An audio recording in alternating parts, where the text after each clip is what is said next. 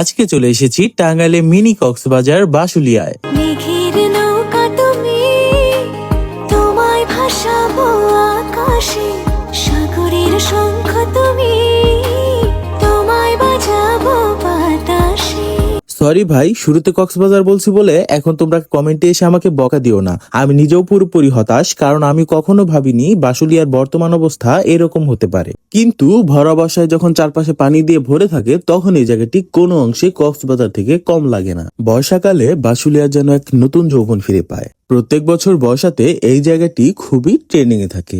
আর আজকের ব্লগের বেশিরভাগ সময় হয়তো আমাকে খেতেই দেখবা, কারণ পানি কম থাকায় আমরা নৌকায় উঠিনি, কিন্তু সময় তো কাটাতে হবে তাই না? খালি খালি ঘুরতে বা বসে থাকতেও কেমন একটা লাগে, এর জন্য এটা ওটা খেয়ে সময় পার করেছি। মাইলের পর মাইল এই জলরাশি এক নিমিষেই যে কারো মনকে শান্ত করে দিতে পারে। দুই পাশের থই থই পানি আর মাঝখান দিয়ে চলে যাওয়া পাকা রাস্তা আপনাকে মনে করিয়ে দিবে কিশোরগঞ্জের নিকলি কিংবা অষ্টগ্রামের হাওরের কথা। এখানকার শান্ত পরিবেশ, গ্রামীণ আবহাওয়া ও মুক্ত বাতাস যান্ত্রিক জীবনের সব ক্লান্তি এক নিমিষে মুছে দিবে। বাসুলিয়ার মূল আকর্ষণ হচ্ছে এখানকার নৌকা ভ্রমণ। এখানে খুব কম খরচেই ডিঙি নৌকা বা ইঞ্জিন চালিত নৌকা ভাড়া করে আপনিও হারিয়ে যেতে পারেন এ বিশাল বিলের বুকে।